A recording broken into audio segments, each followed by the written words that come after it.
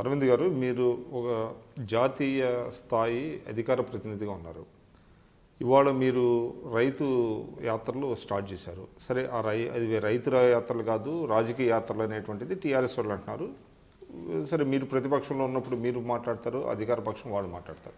అయితే ఇక్కడ ఒక ప్రధానమైనటువంటిది ఏంటంటే, మీ డిమాండ్ చూస్తే రైతు యాత్రలో ఏదైతే రైతులు రుణమాఫీ ఉన్నదో వన్ టైం సెటిల్మెంట్ చేయాలనేటువంటిది మీరు డిమాండ్ చేస్తున్నారు. అవును కదా?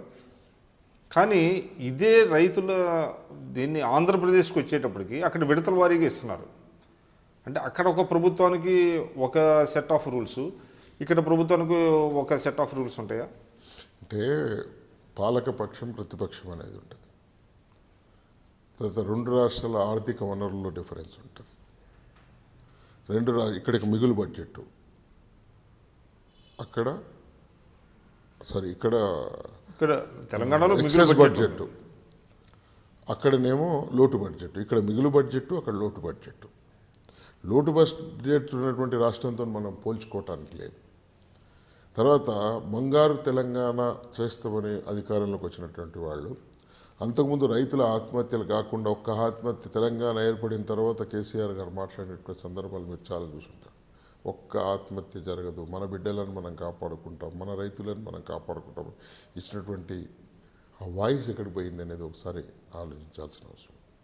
ఇక్కడ పిట్టల్లాగా 400 మంది చనిపోతా ఉంటే మేము ఒక ప్రతిపక్ష పార్టీగా ప్రజల వైపు నుంచి రైతుల వైపు నుంచి పోరాడాల్సిన అవసరం ఉంది. 2, అక్కడ ఒక 50,000 సెటిల్మెంట్ చేసేసారు. కొన్ని చాలా కుటుంబాలు, రైతు కుటుంబాలు సేఫ్ అయిపోయాయి. ఇక్కడ మీరు చెప్పారు, కానీ అది ఇంట్రెస్ట్కే పోతా ఉంది.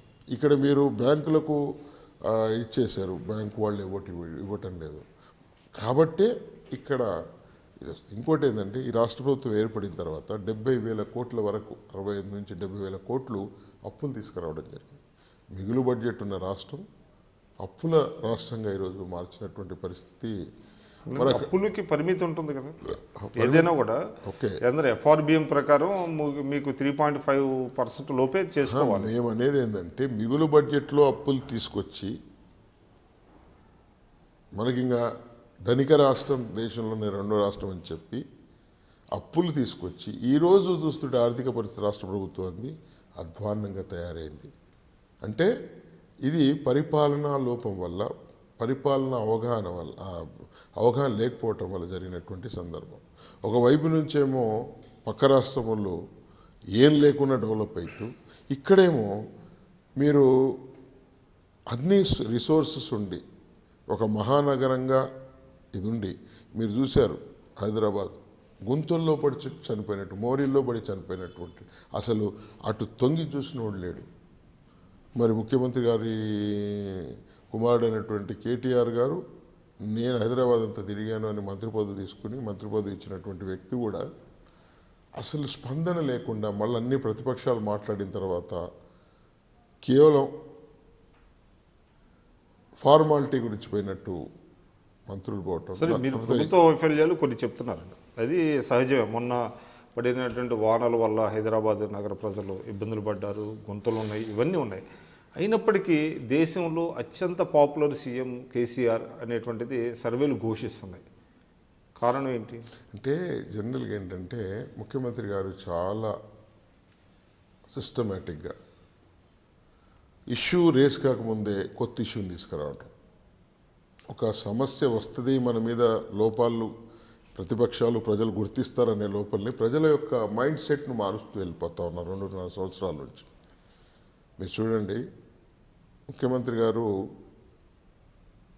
మున్సిపల్ ఎలక్షన్స్ వచ్చాయనుకోండి, మున్సిపల్ ఎలక్షన్స్ వస్తే డబుల్ బెడ్రూము, ఒక బీద స్లమ్లోకి వెళ్తాడు, వారు వెళ్ళి ఒక ఇంట్లోకి వెళ్తాడు, ప్రతి జిల్లాకు అదే పని చేశాడు. ఏంటి మీరు ఇంట్లో ఇట్లుంటున్నారా, మీరు అసలు ఇది జీవితాలేనా, తెలంగాణ ఏర్పడతారు ఇట్లుంటున్నారా, నేను 1 ఇయర్ లోపల మొత్తం మీకు ఇల్లు డబుల్ బెడ్రూమ్ కట్టిస్తాను, మీ అల్లుడిస్తే బెడ్రూమ్లో పడుకోవచ్చు. ఇట్లాంటి ఆశలు. ముఖ్యంగా ఈ బేస్ ఏంటంటే, తెలంగాణలో 90% బడుగు బలహీన వర్గాలు ఉన్నారు. బడుగు బలహీన వర్గాల యొక్క వీక్నెస్ను మాకేముంటుంది, మాకు ఆశ ఉంటుంది ఎవరైనా పెడతారంటే.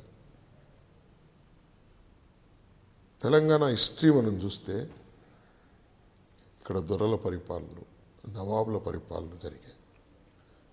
ఎప్పుడు కూడా వాళ్ళు నవాబులు ఏం పెడతారో, దొరల ఊళ్ళో ఏం చెప్తే అది తెలిసినటువంటి సందర్భం. అంటే మా బలహీనత, మా ఆశ అనే బలహీనతను ఎన్కాష్ చేస్తూ మాకు డబుల్ బెడ్రూమ్లు ఇస్తాని, మాకు కళ్యాణ లక్ష్మి అని చెప్పేసి, అంటే చిన్న చిన్నవి మా వైపు వదిలేసి ఇక్కడ పెద్ద ప్రాజెక్టులు తీసుకురావటం, కొన్ని మేము చెప్పనివి చేసినామని ముఖ్యమంత్రి గారు మాట్లాడతాం. ఏం చెప్పని చేశాడంటే వాళ్ళకు వచ్చే కమిషన్లు అవి ఎవరికి చెప్పరు. ఈ 40,000 కోట్లు శాంక్షన్ చేస్తే 10,000 కోట్లు, 2,000 కోట్లు, 5,000 కోట్లు వచ్చే ఇవన్నీ కూడా తయారు చేశారు. ఈరోజు రాష్ట్రాన్ని అప్పుల రాష్ట్రంగా మార్చారు. అంటే మీరు చేసినటువంటి రైతు యాత్రలు కానివ్వండి, మిగతా కొన్ని యాత్రలు కొంతమంది నాయకులు తమ పర్సనాలిటీని డెవలప్ చేసుకోవడానికి, ఇమేజ్ బిల్డప్ చేసుకోవడానికి ఉపయోగించుకుంటున్నారు తప్ప ఇవేమీ పార్టీకి పనికిరావు, పార్టీ ఇమేజ్కి దోహదం చేయవు అనేటువంటి వాదన కూడా ఒకటి వస్తున్నది. సరే, పర్సనల్గా వాళ్ళు అనుకుంటున్నది కొంచెం వరకు నిజమైనా, వాళ్ళు పర్సనల్గా ఇండివిజువల్గా ఎదుగుదామని, లేకపోతే ఇండివిజువల్గా వాళ్ళ యొక్క కేవలం ఒక క్రెడిబిలిటీ నాయకత్వం యొక్క తన యొక్క హైప్ని పెంచుకోవడానికి ప్రయత్నం చేస్తున్నారు.